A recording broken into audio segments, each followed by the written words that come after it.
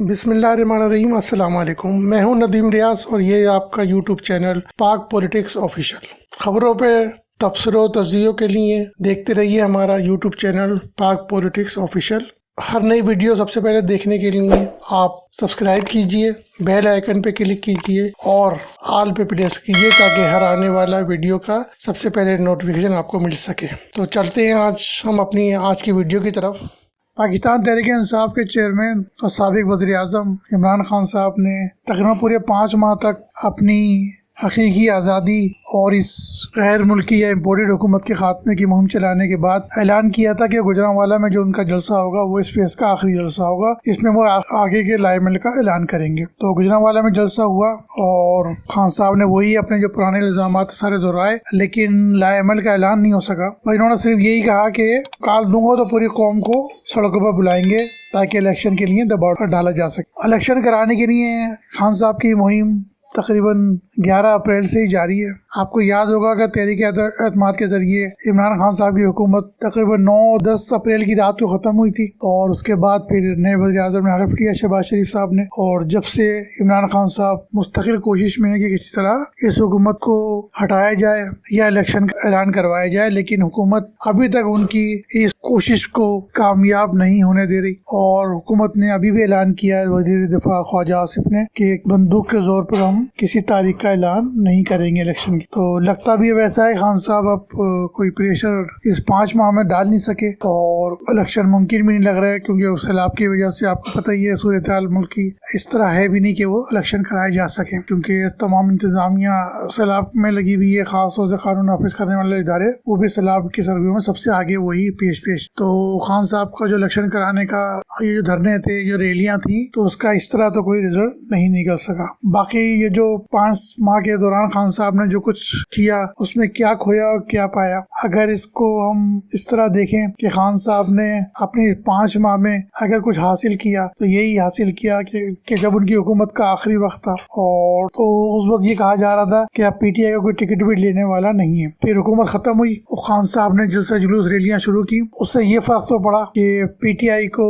अवाम की इस तरह जाहिर किया गया कि अवाम की हिमायत हासिल है। तमाम मुल्की चैनलों ने उनको फिर धरने की तरह कवरेज देनी शुरू कर दी और हर जलसा जुलूस रैली की कवरेज पहले के धरने की तरह ही देना शुरू की, जिसकी वजह से अवाम ने भी आना शुरू हुआ और बज़ाहिर ऐसा लगा कि अवाम, क्योंकि वो अकेले ही कर रहे थे, कोई और मुकाबले पे था ही नहीं, कि अवाम उनके साथ है। इससे काफी फायदा हुआ पीटीआई को और जो जाने वाले लोग थे वो रुक गए और जो तासुर था कि कोई टिकट भी नहीं लेगा तो वो तासुर भी खत्म हुआ और दोबारा से पीटीआई जो है वो उसी तरह की पोजीशन में आ गई जैसे वो 2018 में थी, बल्कि उससे भी अच्छी पोजीशन में आई। और इसका रिजल्ट आपने देखा होगा, जब पंजाब में इलेक्शन कराए गए तो इसके बावजूद के 20 सीटों पर इलेक्शन हुए थे और खान साहब 15 ही जीते थे, लेकिन वो 15 जीत को भी बहुत बड़ी जीत समझा गया और क्योंकि पूरा मीडिया ने एक तरफा ही कवरेज की कि ये खान साहब की बहुत बड़ी कामयाबी है। हालांकि ये नहीं बोला गया कि 20 की बजाय वो 15 सीटें इस दफा जीते हैं, लेकिन उनको इनकी कामयाबी माना गया और यही वजह थी कि उन्होंने जब दोबारा जो पीटीआई के लोगों के इस्तीफे मंजूर हुए उस पर जो इलेक्शन का ऐलान किया गया तो इमरान खान साहब ने 9 सीटों पर अपने आप को खड़ा किया। अब ये इलेक्शन मुलतवी हो चुके हैं और खान साहब को मौका नहीं मिला कि दिखाया जाए कि वो 9 में से कितनी सीटें जीत सकते हैं। तो अगर देखा जाए तो बस यही इन्होंने हासिल किया जो 5 माह की इनकी कैंपेन थी हुकूमत को हटाने की और इलेक्शन करवाने की। जहाँ तक होने का ताल्लुक है तो खान साहब ने अगर सियासी तौर पर देखा जाए तो इस्टेब्लिशमेंट के साथ, अदलिया के साथ, इलेक्शन कमीशन के साथ और जो दूसरी सियासी जमातें हैं उनके साथ इस तरह का बिगाड़ पैदा कर लिया कि अब उनका दोबारा बहाल होना नामुमकिन है। खास तौर से इस्टेब्लिशमेंट जो धरना जो हुआ था इनका नवाज शरीफ साहब के दौर में इस्लामाबाद में, वहाँ से इनके साथ थी। फिर लंदन प्लान बना, वो भी उसमें साथ थे। फिर जो नवाज शरीफ को हटाने के लिए जो फैसले आए उसमें भी वो इमरान खान साहब के साथ ही थे और इमरान साहब खान के लिए रास्ता साफ करने के लिए ही वो सारे फैसले किए गए और उनके जो सबसे बड़े हरीफ थे उनको नवाज शरीफ साहब को रास्ते से हटा दिया गया। 2018 के इलेक्शन हुए, 24 घंटे बाद तक सिर्फ चंद निशस्तों के रिजल्ट का ही ऐलान किया गया। मशीन खराब हो गई, बैठ गई, पोलिंग एजेंटों को हटा दिया गया, पोलिंग एजेंट्स पोलिंग बूथों से जबरदस्ती, और इस तरह मनपसंद रिजल्ट बनाकर पीटीआई की कामयाबी का ऐलान कर दिया गया। खान साहब ने हुकूमत की और मुस्तकिल यही कहता है कि वो एक पेज पर है, इस्टेब्लिशमेंट वो एक पेज पर है। लेकिन जैसे ही उनके खिलाफ तहरीक एतमाद पेश हुई, उसके बाद से लेकर जो उन्होंने इस्टेब्लिशमेंट या फौज के खिलाफ जो अपनी तोपों का रुख किया है, तो वो आज तक जारी है। पहले तो उन्होंने अपनी हुकूमत को हटाने का इल्जाम अमेरिका पे लगाया, साजिशी खत का जिक्र किया, लेकिन आहिस्ता आहिस्ता वो इसको अमेरिका को इस अपनी जो मुहिम थी उससे निकाल के ले गए और ये कहने लगे कि मैं ना मुझे अमेरिका से नफरत है और ना मैं उससे ताल्लुकात बिगाड़ना चाहता हूँ। इस तरह कह के उन्होंने अपना सारा रुख जो था वो अब इस्टेब्लिशमेंट या फौज के खिलाफ कर लिया। नई नई बातें आपने सुनी होंगी कि मीर जाफर, मीर सादिक, और जब DGISPR ने ये कहा कि अब फौज जो है न्यूट्रल है, तो उन्होंने फिर उस पर भी कहना शुरू कर दिया न्यूट्रल जानवर होते हैं, अल्लाह ने मना किया न्यूट्रल ना हो।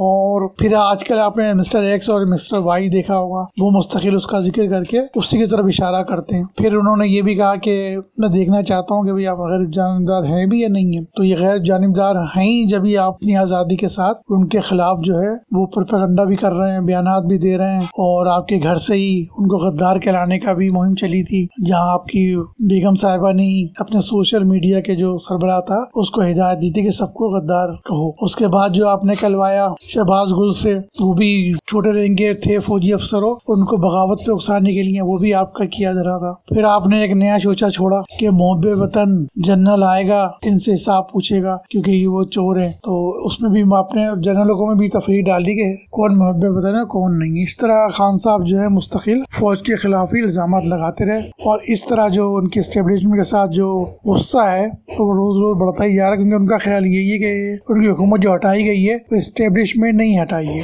और फौज के बगैर वो हुकूमत नहीं हट सकती, इसलिए उनका सारा गुस्सा जो है वो फौज पर ही है। बाकी अदलिया के खिलाफ भी जो उन्होंने कहा, वो यही समझ रहे थे कि शायद जो फौज के खिलाफ कह रहे हैं वो अदलिया के खिलाफ भी कह सकते हैं। इसी तरह उन्होंने जो जज थी, डिस्ट्रिक्ट एंड सेशन जज ज़ेबा चौधरी साहिबा, उनको धमकी दी कि मैं आप देख लूंगा, और इसी तरह IG और DIG इस्लामाबाद को भी धमकी दी गई। लेकिन अदलिया ने नोटिस लिया ज़ेबा चौधरी साहिबा का और तौहीन अदालत का नोटिस जारी किया, जिसमें 2 लेटर ये दे चुके हैं, लेकिन उसमें उसको मुस्तरद कर दिया है कोर्ट ने, और अब दोबारा इनके लिए फर्द-ए-जुर्म आयद कर दी गई, जिसकी समाअत 22 सितंबर से शुरू होगी। तो हो सकता है खान साहब को अगर सजा मिल गई तो वो 5 साल के लिए नाअहल भी हो सकते हैं। ये अदलिया के साथ था। बाकी इलेक्शन कमीशन के साथ भी उनका रवैया मुस्तकिल, उसको उनके सरबराह को जो है वो मुख्तलिफ इल्जामात लगाते रहे, कभी घटिया इंसान भी कह चुके हैं अभी, तो सारा उनका रुख जो तोपों का उसी तरफ है। उसकी वजह पता ही है कि क्योंकि इनकी नाअहलियत का केस चल रहा है, इनकी मनी लॉन्ड्रिंग जो पैसे का है लिए गए उनका केस चल रहा है, तो इसलिए वो उस पर दबाव डालना चाहते हैं कि इनके खिलाफ कोई फैसला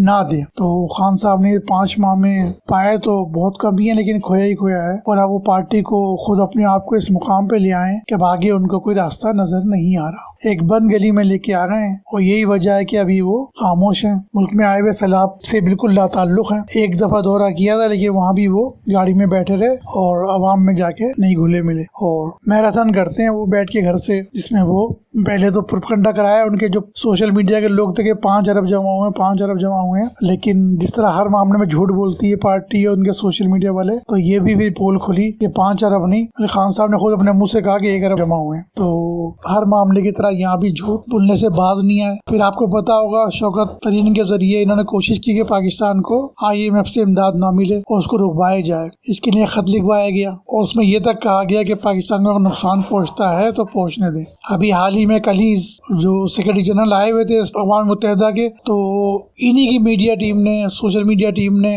ये प्रोपेगेंडा किया कि पाकिस्तान को इमदाद ना दी जाए, क्योंकि पाकिस्तान को जो इमदाद दी जा रही है वो दुकानों पे सेल हो रही है। इसलिए उन्होंने एक 2014 की भारत में जो एक तस्वीर थी उसको लिया और अक़वाम मुत्तहिदा के सेक्रेटरी जनरल को तकरीबन 600 मरतबा टैग किया गया। तो ये सोशल मीडिया जो कुछ करता है वो इमरान खान साहब की हिमायत से ही करता है। तो सैलाब ज़दगान की इमदाद भी रुकवाने की कोशिश में है, पहले पाकिस्तान की इमदाद भी रुकवाने की कोशिश में है, और इक़्तिदार जाने का बदला वो पाकिस्तान से तो ले ही रहे थे, अब पाकिस्तान की आवाम से भी लेना शुरू कर दिया है, क्योंकि अब उन्हें लगता नहीं है कि इलेक्शन होने वाले हैं, और जितनी देर इलेक्शन में होगी उनका दोबारा इलेक्शन जीतना और वज़ीर आज़म बनना और 2 तिहाई अक्सरियत हासिल करना नामुमकिन होता जाएगा, और इस बात का उनको भी एहसास है। इसलिए उनकी पूरी कोशिश है कि जितनी जल्दी हो सके इलेक्शन करा दें, लेकिन लगता नहीं है कि अब वो इलेक्शन जल्दी करा सकेंगे। तो मिलते हैं एक नई वीडियो के साथ। अस्सलाम वालेकुम।